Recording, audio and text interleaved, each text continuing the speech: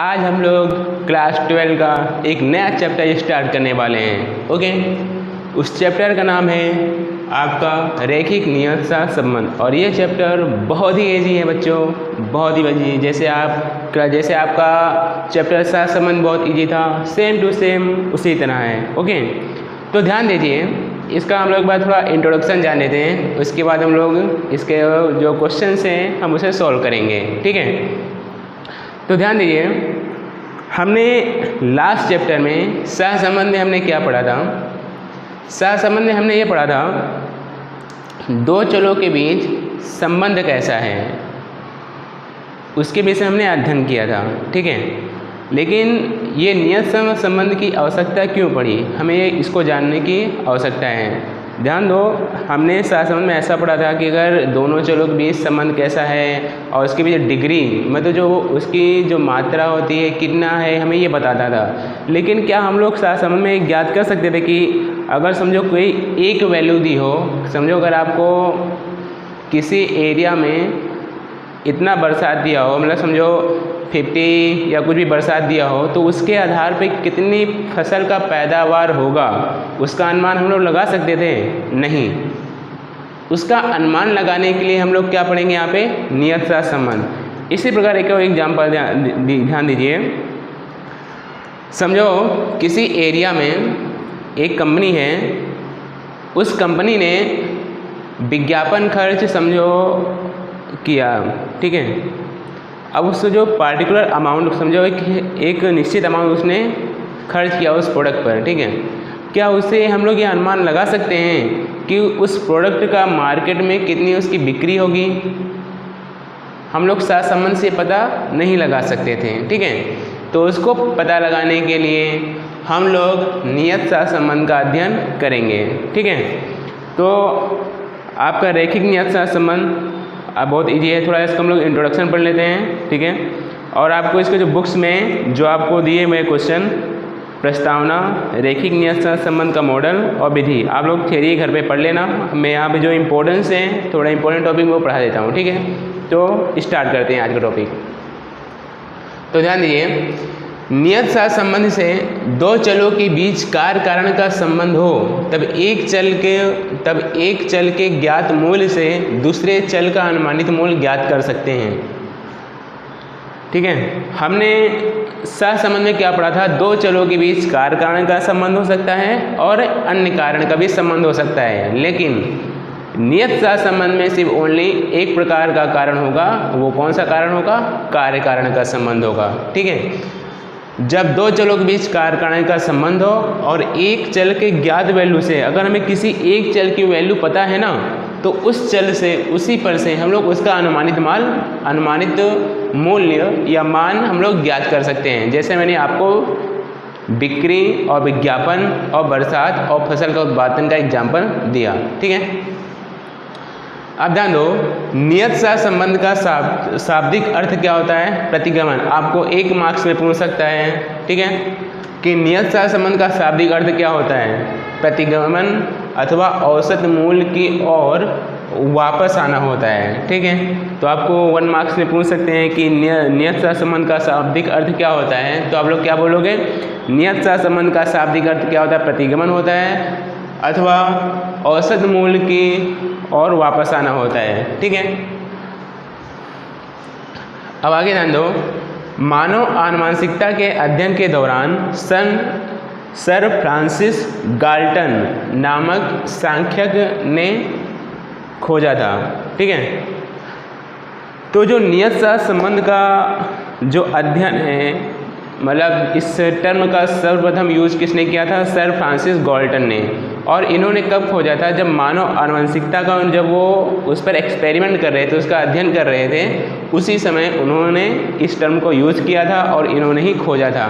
तो आपको 1 मार्क्स का क्वेश्चन यहाँ पूछ सकता है कि नियत सहसंबंध के जनक कौन है, या फिर उनके या फिर किसने खोजा था? तो आप क्या लिखोगे? Sir Francis Galton. ठीक है, और कब खोजा था? ये मानव आनुवंशिकता के अध्ययन के दौरान ही खोजा था। उन्होंने इसमें पिता और पुत्र की ऊंचाइयों का अध्ययन किया था। ठीक है, तो आपको वो प्रस्तावना में दिया हुआ है, आप लोग स्टडी कर लेना, उसे याद कर लेना, ठीक है। अब ध्यान दो, उसके बाद आपका है नियत सहसंबंध का मॉडल। आपको बुक में दिया हुआ है पेज नंबर 117 पे रैखिक नियत सहसंबंध का मॉडल।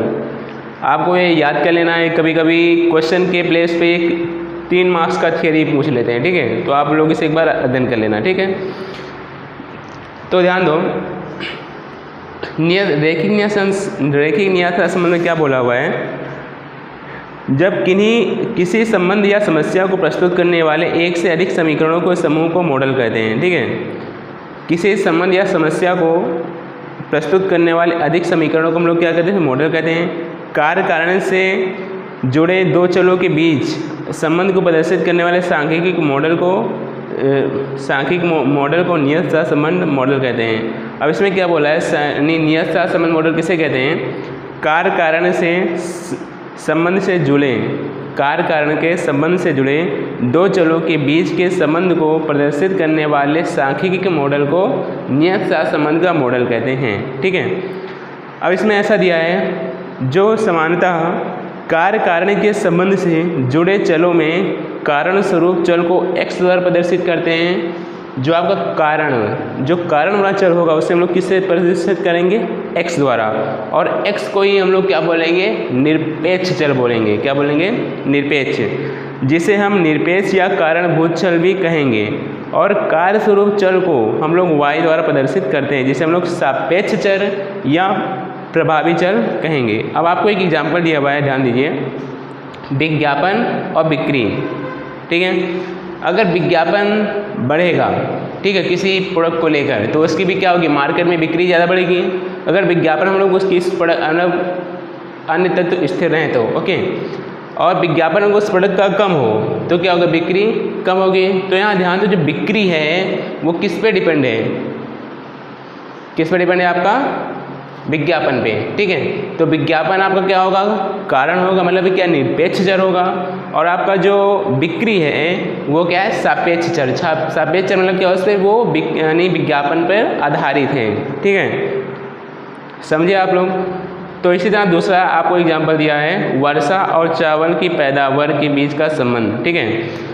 वर्षा ज़्यादा होगी तो चावल का पैदावार ज़्यादा होगा, अगर वर्षा कम होगी तो चावल का पैदावार कम होगा। तो यहाँ चावल का उत्पादन है किस पे डिपेंड है, वर्षा पर। तो वर्षा यहाँ पे क्या है, आपका निरपेक्ष चर है, और जो आपका चावल का उत्पादन क्या आपका सापेक्ष चर है, ठीक है।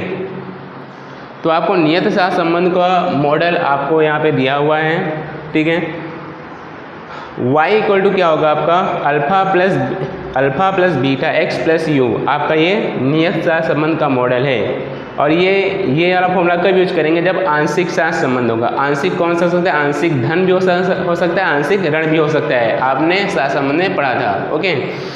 तो ध्यान दो, यहाँ पे y इक्वल टू क्या होता है, आपका सापेक्ष चल, x इक्वल टू क्या होगा, आपका निरपेक्ष चल, और अल्फ़ा और बीटा ये आपके क्या है, एक अचलांक है, मतलब कोई आपको वैल्यू दी होगी। जब हम लोग क्वेश्चन सॉल्व करेंगे तो आपको ये अच्छे से समझ में आएगा, ठीक है। ये अल्फ़ा और बीटा क्या आपका अचलांक है, और यू क्या है, मॉडल का विक्षेप चल है, मतलब ये डिस्टर्बेंस चल होता है, ठीक है। तो आपका ये फॉर्मूला कब यूज होगा, जब आंशिक सहसंबंध दिया होगा। आपको एक मार्क्स में आप पूछ सकता है मेरे प्यारे बच्चों, अगर नियत सहसंबंध के मॉडल में आंशिक सहसंबंध हो तो इसका मॉडल का फॉर्मूला बताइए, मॉडल दीजिए। तो मॉडल का फॉर्मूला क्या होगा, y equal to alpha plus beta x plus u, okay. अब ध्यान दो, जब आपका संपूर्ण सहसंबंध हो, संपूर्ण सहसंबंध कैसा हो सकता है, आपका संपूर्ण धन हो या फिर संपूर्ण ऋण हो, तो उसका फॉर्मूला क्या होगा, y इक्वल टू क्या होगा, आपका अल्फ़ा प्लस बीटा x, ठीक है। आपको समझ में आया, ये आप लोग याद कर लेना। अब ध्यान दो, नियत सहसंबंध को सॉल्व करने की कितने मेथड है आपके, 2 मेथड हैं। फर्स्ट मेथड है आपका विकीर्ण आकृति की विधि, जो जैसा हमने नियत सहसंबंध में सॉल्व किया था वैसा ही है, और न्यूनतम वर्ग की विधि। और आपका दूसरा मेथड कौन सा है, न्यूनतम वर्ग की विधि। अब ध्यान दो बच्चों, यहाँ पर जानते हो एक इंटरेस्टिंग चीज़ ये है, यहाँ पर आपने जो सहसंबंध जो सही फॉर्मूला सीखा था ना, मतलब 3 मेथड से आपका कार्ल पियर्सन के गुणन की विधि में, तो उसमें आपने जो 3 मेथड सीखा था ना, वो सेम टू सेम आपको 3 मेथड हमें यहाँ भी यूज़ करना रहेगा, ठीक है।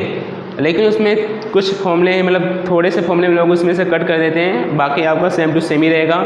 इसके जो सभी क्वेश्चन हैं हम लोग कल से स्टार्ट करेंगे, ठीक है। तो आप लोग आज का होमवर्क क्या रहेगा आप लोग का, इसमें जो सभी थियरी है वो आप लोग अच्छे से स्टडी करके क्या करना, उसे पढ़ लेना, ठीक है, और उसे याद कर लेना, ओके।